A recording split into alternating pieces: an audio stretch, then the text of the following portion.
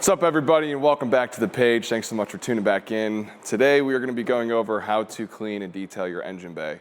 Now, this is my 2013 fully built WRX. We actually had a radiator fail about a week ago, so we put some new tubing in it, went with some Grim Speed, and there is coolant everywhere inside of this. Might I add, it's also had a ton of hands going through the engine bay from when we did the most recent build-up on it.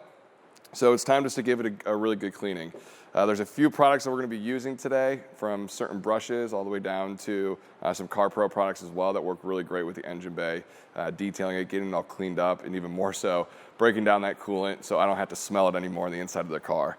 Every motor has kind of the same pattern to it, and we follow the same process. You have to be extremely careful with these motors, especially when you're going into classic cars. We won't even put water on the classics. We do steam cleaning a lot as well, but being that most of you guys are at home or don't have access to steam cleaners, today we're going to be using our hose and kind of show you what we call our basic engine bay detail. We're not going to be getting under the car on this one. We're just going to be showing you how to basically get all the debris off, all the oil, everything that's built up over the engine bay over how long or however long the period might be. For us, we do our engine bays we recommend it for every single oil change, so every about 3,500 to 5,000 miles. Some people do it once a year, some people never do it. But as you can see, my engine has 100,000 miles in it. Yes, it just crossed over 100,000, and it still looks brand new. So it's not that dirty right now, other than the coolant being all over it. But the process I'm going to show you today is at least going to give you the ability to feel comfortable at home, know the right products to use, know the right dilution ratio, which is big as well, and even more so know how to do it safely. So number one, whenever doing an engine bay, it's all about protecting all the electrical components, but even more so on every car, we protect the alternator. That's kind of like a no-brainer for me. You got to find it unless it's way in the engine bay or where you can't have access to it. We're lucky on this, and actually most cars, that it's right on top, easy access. So what you do is you get a garbage bag, or for us, we use our store bags, and you just cover the alternator.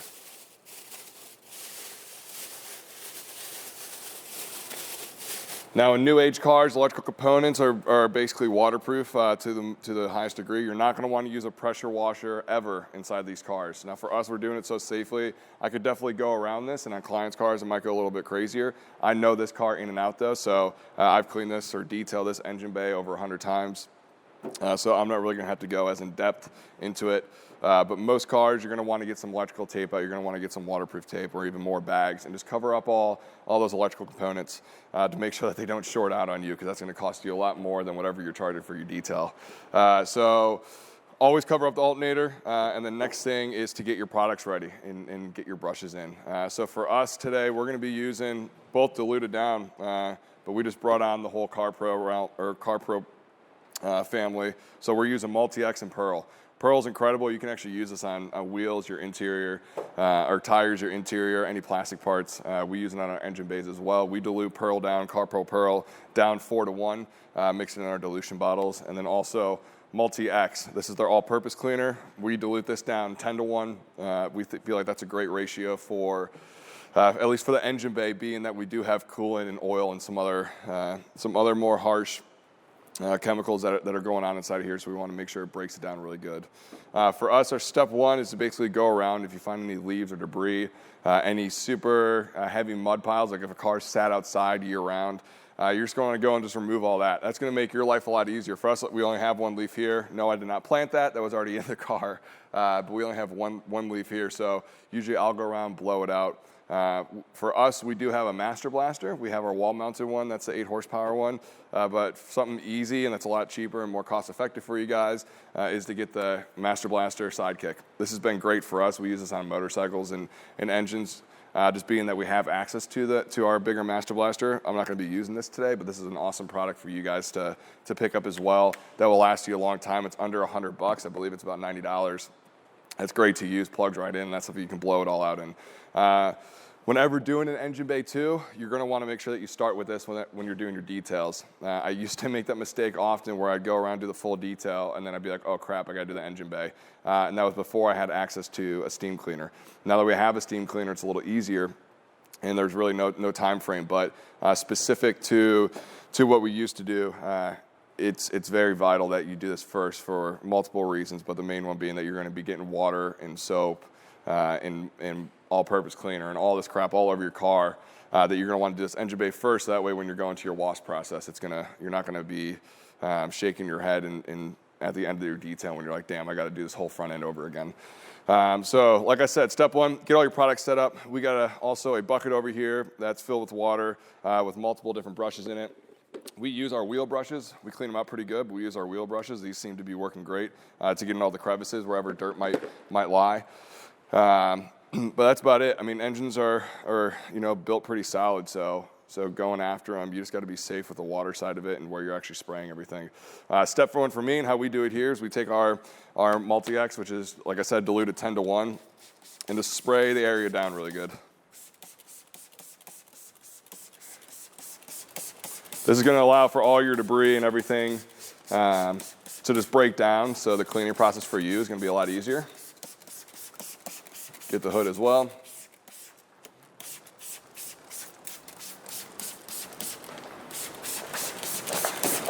You don't have to be stingy on this at all. You can go around and clean it up really good. Spray it down as much as you like. A lot of guys online you'll see will spray it with water first. I just feel that this allows the all-purpose cleaner to start breaking everything down from the start. Then you're going to move forward with getting your hose. So whenever you're working, like I said, stay away from pressure washers. That's way too powerful. Even the stream here that you're going to see, that's even too powerful for the motor. You're going to want to make it as light as possible. So get more of a fan spray like that and just quickly hose it down.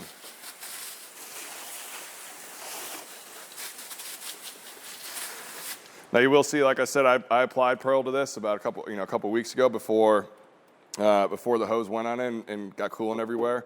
So all my plastic parts are still beaten up really good. They're actually still super clean and have a ton of depth to them. But after, typical standard cars are going to be super dirty, have a lot of dust and whatever other debris in there. So after you spray it down with your all-purpose cleaner, let it dwell for a couple minutes, let it do its work, spray it down with water, and then you get to brushing.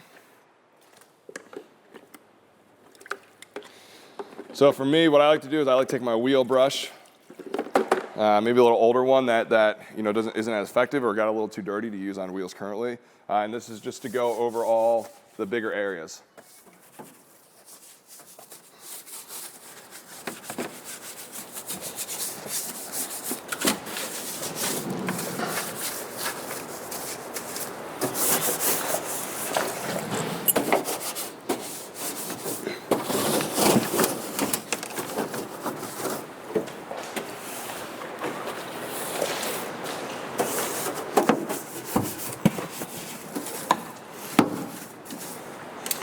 And then next I break it down and get into all the detailed areas, just using a lug brush right here. We have, I believe this is the 1.5 inch bristles.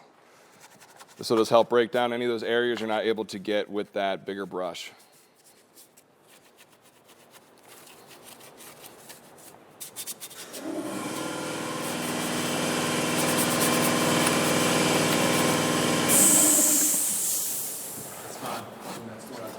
Yeah.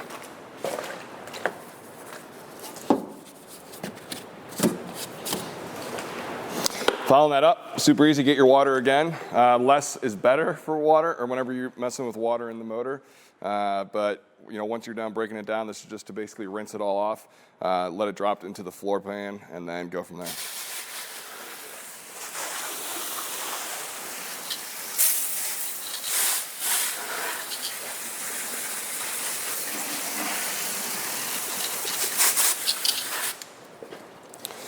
So after you're done rinsing it off, super easy, time to dry it out. I'm gonna get my Master Blaster off the wall over here, dry all the water off. I like to do this prior to moving the car at all. Don't start the car with water on it. Get all of it off as much as possible. Again, just to make sure that you're protecting all of those electrical components. So first I take off the bag. That was covering the alternator and any other components that might be on there. And next up is to Master Blast it all off.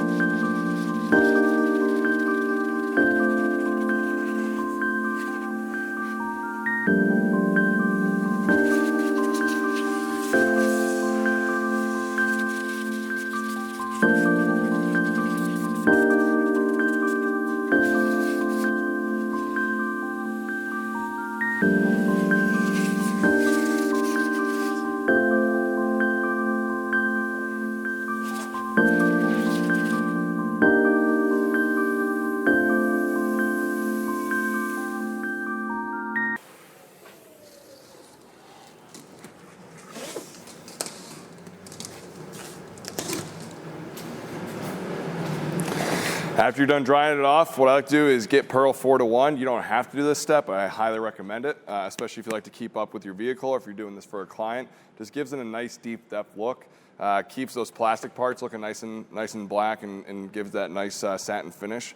And just really just shows the client off, and even not just that, but when you go to car shows, just gives that engine bay just a really clean look. So again, this is CarPro Pearl 4-to-1. So I'll just spray the whole motor down.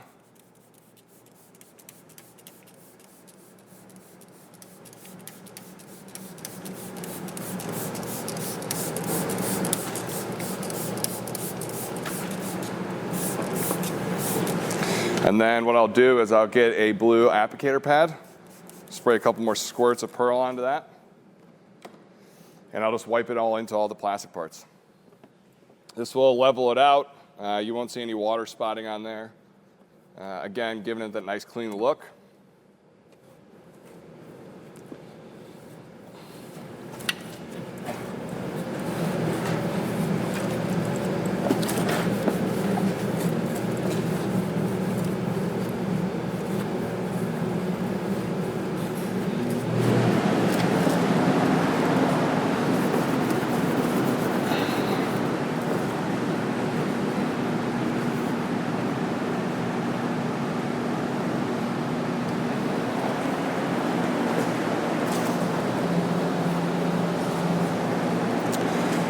And then there's two options here. One, what you can do is you can shut the hood on this, get going in your detailing process.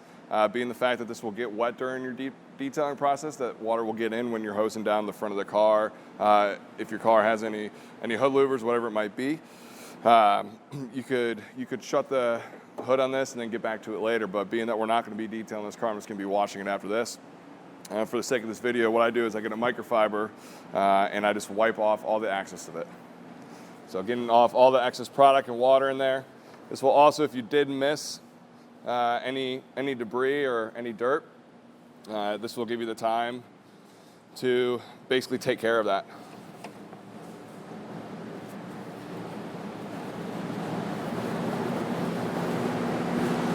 Nice.